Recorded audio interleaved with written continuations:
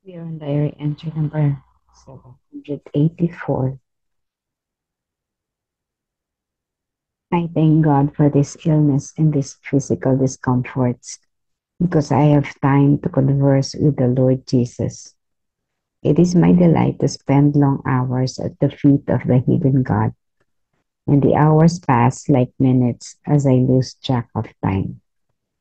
I feel that the fire is burning within me, and I understand no other life but that of sacrifice, which flows from pure love. Nagpapasalamat ako sa Diyos sa sakit na ito at ang kaakibat nitong mga hirap, sapagkat nagkakaroon ako ng panahon upang makipag-usap sa Panginoong Hesus. Isa itong kaluguran sa akin na maglaan ng maraming oras sa paanan ng nagkukubling Diyos. At ang mga oras na lumilipas ay parang minuto lamang, sapagkat nawawala na ang aking pansin sa oras. Nararamdaman ko na may apoy na nagliliyab sa aking kalooban at wala akong nauunawaang buhay, kundi ang buhay na may sakripisyo na dumadaloy mula sa dalisay na pag-ibig.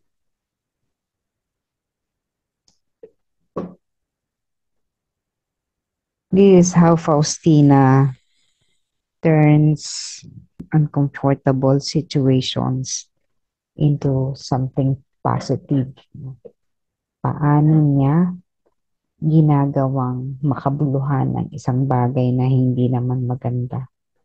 So parang na-traffic ka, ang tagal-tagal ng biyahe mo, inip ka na, what will you do?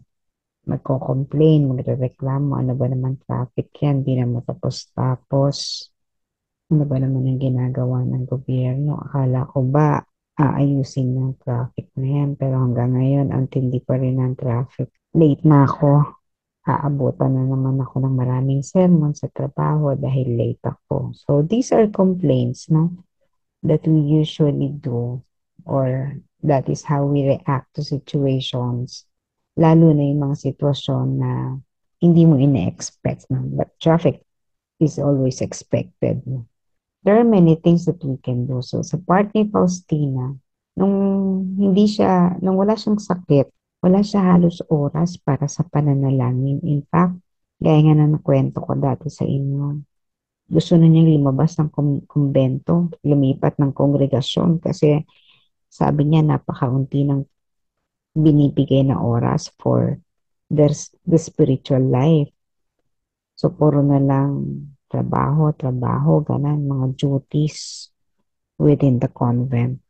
So, nung mga time na yon, pag 3 o'clock in the afternoon na, minsan hindi pa siya makakadasal kasi may ginagawa pa siya.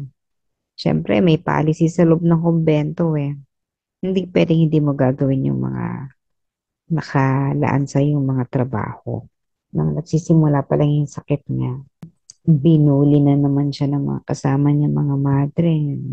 Kumbaga parang nagsasakit, sinabihan siya na parang nagsasakit-sakitan, gano'n.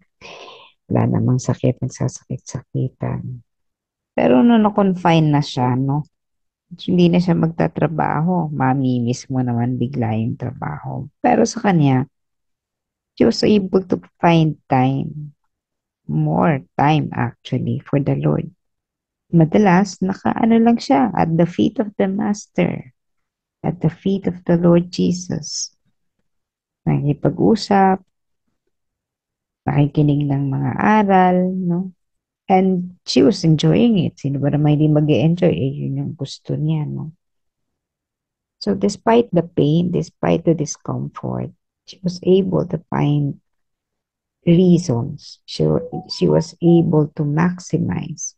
She was able to turn uncomfortable situations into positive one.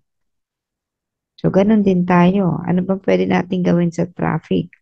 Instead of complaining, why not take out your rosary and pray the rosary in the chaplet? Pwede rin matulog, no? Kung puyat na puyat ka lagi, like Like when, ano, no, when I was not able to catch my flight, it was almost 2 days na biyahe on the road, no, kasi masyadong mahal yung ticket, no.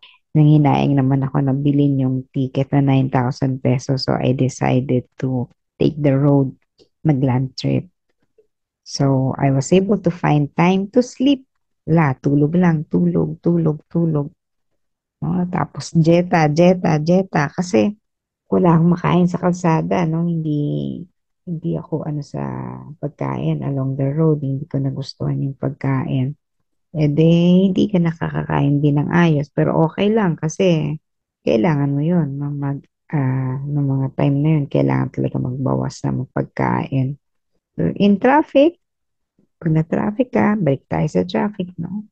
So, instead of complaining, do something else. Marami tayong pwedeng gawin. And one of the best things to do during situations na hindi natin inaasahan is really to pray. Kahit ano pang situation yan. O halimbawa, nag-antay ka ng matagal.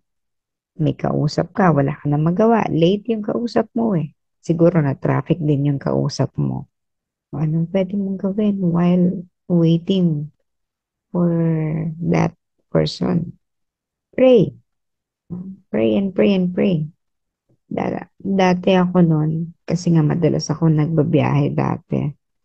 And then, may mga meetings sa labas. Lagi ako may dalang libro. Kasi yung cellphone naman nung araw, maliliit eh. Or wala pa namang cellphone nung araw. Ano.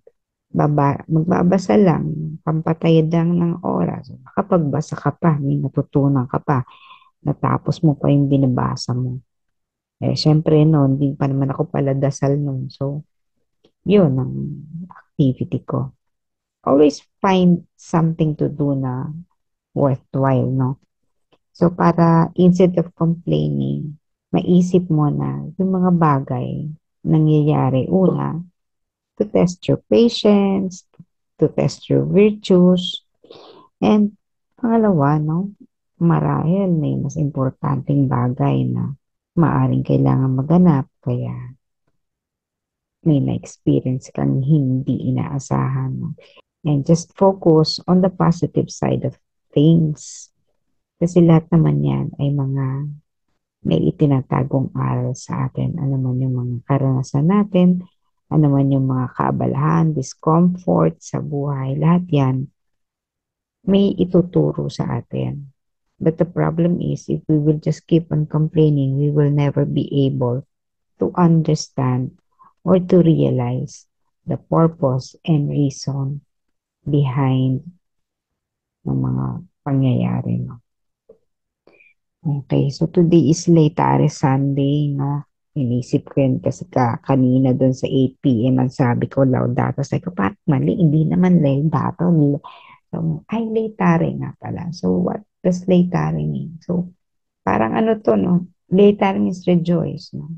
So, parang pag Christmas, yung 4 na linggo ng Adbyento, sa third Sunday, yun naman yung Gaudete Sunday.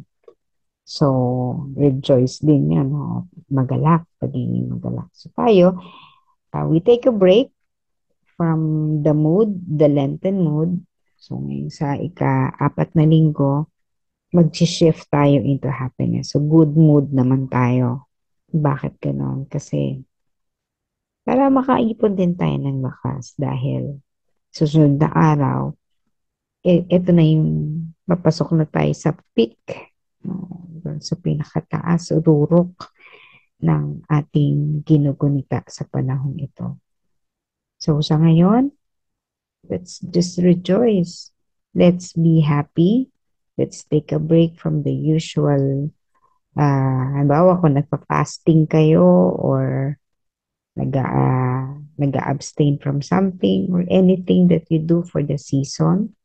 So take a break and just relax. No? Know that God would always want us to be happy. At may dahilan naman din para maging masaya tayo sapagkat we are looking forward to that day when the Lord would show in all His glory yung kanyang pananagumpay or the triumph Pagkatapos ng 3 araw ay itatayo niya muli ang templo. In other words, yung mapagtatagumpayan niya ang kamatayan sapagkat siya ay mabubuhay na muli. And after the Easter Sunday, the Resurrection Day, we are looking forward to the Divine Mercy Feast Day that would take place on the Easter octave. Let's think of all our discomforts, all the untoward incidents, mga nangyayari sa atin, or kung may sakit tayo, look forward to the blessings, to the grace that await us because of all these discomforts.